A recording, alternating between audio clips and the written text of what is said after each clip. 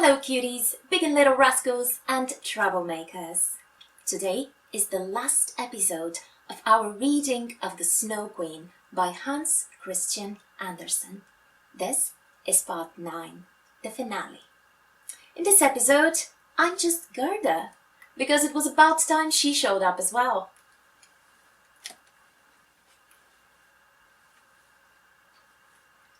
Seventh story.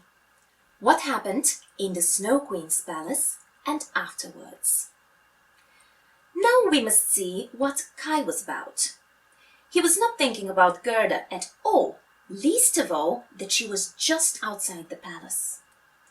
The palace walls were made of drifted snow and the windows and doors of the biting winds. There were over 100 rooms in it, shaped just as the snow had drifted. The biggest one stretched for many miles. They were all lighted by the strongest northern lights. All the rooms were immensely big and empty and glittering in their iciness. There was never any gaiety in them, not even so much as a ball for the little bears, when the storms might have turned up as the orchestra, and the polar bears might have walked about on their hind legs and shown off their grand manners. There was never even a little game-playing party for such games as Touch Last or the Biter Bit.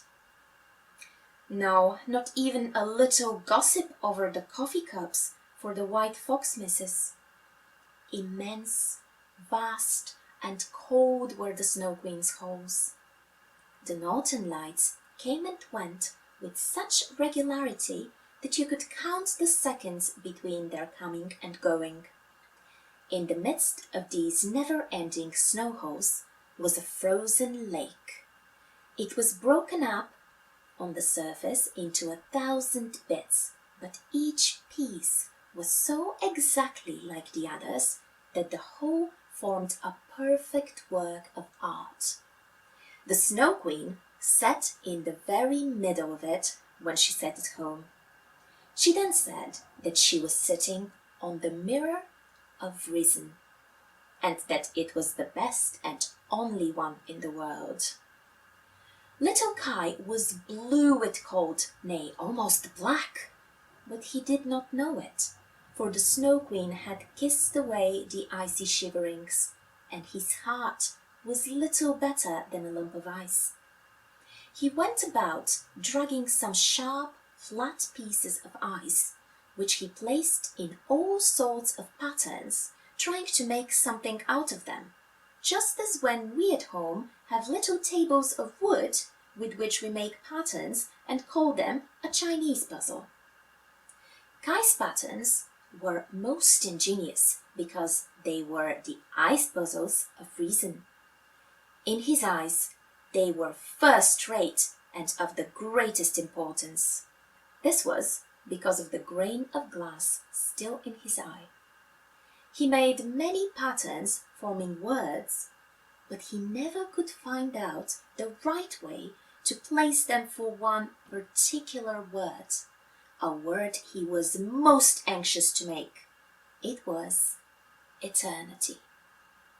The Snow Queen had said to him that if he could find out this word, he should be his own master, and she would give him the whole world and a new pair of skates. But he could not discover it. Now, I am going to fly away to the warm countries, said the Snow Queen. I want to go and peep into the black cauldrons. She meant the volcanoes Etna and Vesuvius by this. I must whiten them a little. It does them good, and the lemons and the grapes too. And away she flew. Kai sat quite alone in all those many miles of empty ice holes. He looked at his bits of ice and thought till something gave way within him. He sat so stiff and immovable that one might have thought he was frozen to death.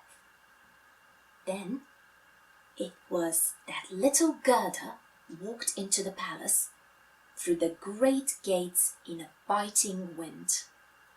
She said her evening prayer, and the wind dropped as if lulled to sleep, and she walked on into the big empty hall.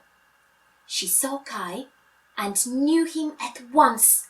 She flung her arms around his neck, held him fast and cried, "Kai, little Kai, have I found you at last?" But he sat still, rigid and cold. Then little Gerda shed hot tears. They fell upon his breast and penetrated to his heart. Here they thawed the lump of ice and melted the little bit of the mirror which was in it. He looked at her, and she sang, "Roses bloom and then they wither, but you and I, oh, you and I shall never part." Then Kai burst into tears. He cried so much that the grain of glass was washed out of his eye. He knew her and shouted with joy, "Gerda, dear little Gerda, where have you been for such a long time?" "And where have I been?" He looked round and said, "How cold it is here, how empty and vast." He kept tight hold of Gerda, who laughed and cried for joy. Their happiness was so heavenly that even the bits of ice danced for joy around them. And when they settled down, there they lay, just in the very position the Snow Queen had told Kai he must find out, if he was to become his own master and have the whole world and a new pair of skates. Gerda kissed his cheeks, and they grew rosy. She kissed his eyes, and they shone like hers. She kissed his hands and his feet, and he became well and strong. The Snow Queen might come home whenever she liked. His order of release was written there in shining letters of ice. They took hold of each other's hands and wandered out of the big palace. They talked about grandmother and about the roses upon the roof. Wherever they went, the winds lay still, and the sun broke through the clouds. When they reached the bush with the red berries, they found the reindeer waiting for them, and he had brought another young reindeer with him, whose udders were full. The children drank her warm milk and kissed her. Then they carried Kai and Gerda, first to the Finn woman, in whose heated hut they warmed themselves and received directions about the homeward journey. Then they went to the Lapp woman. She had made new clothes for them and prepared her sledge. Both reindeer ran by their side to the boundaries of the country. Here the first green buds appeared, and they said goodbye to the reindeer and the Lapp woman. They heard the first little birds twittering and saw the buds in the forest. Out of it came riding a young girl on a beautiful horse, which Gerda knew, for it had drawn the golden chariot. She had a scarlet cap on her head and pistols on her belt. It was the little robber girl, who was tired of being at home. She was riding northwards to see how she liked it before she tried some other part of the world. She knew them again, and Gerda recognized her with delight. "You are a nice fellow to go tramping off," she said to little Kai.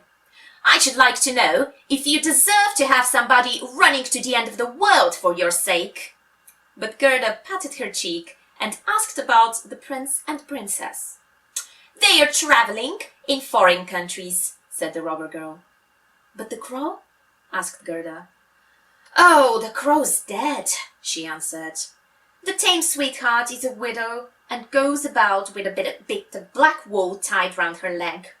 She pities herself bitterly, but it's all nonsense.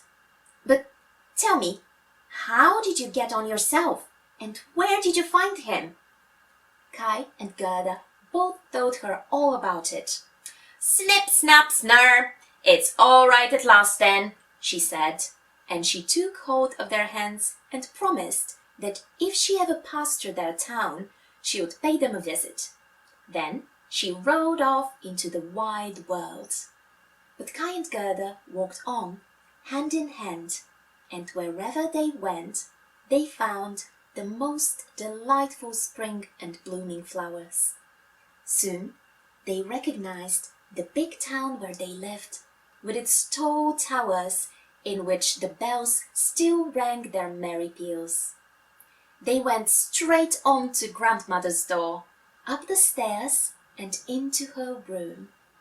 Everything was just as they had left it, and the old clock ticked in the corner, and the hands pointed to the time. As they went through the door into the room, they perceived that they were grown up. The roses clustered round the open window, and there stood their two little chairs. Kai and Gerda sat down upon them, still holding each other by the hand. All the cold, empty grandeur of the Snow Queen's palace had passed from their memory like a bad dream. Grandmother sat in the sunshine.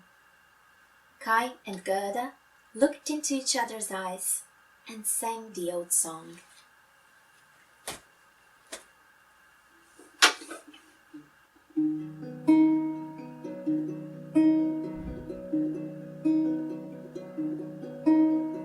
Say, do you remember us together when the world was ours for a while?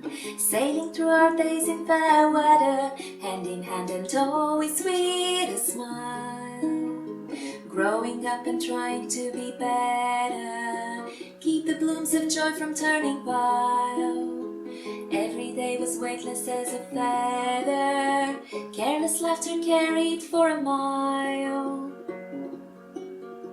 Here's my hand, I put it into yours. Let us have one path, one heart. Roses bloom and then they wither, but you and I, oh you and I shall never part.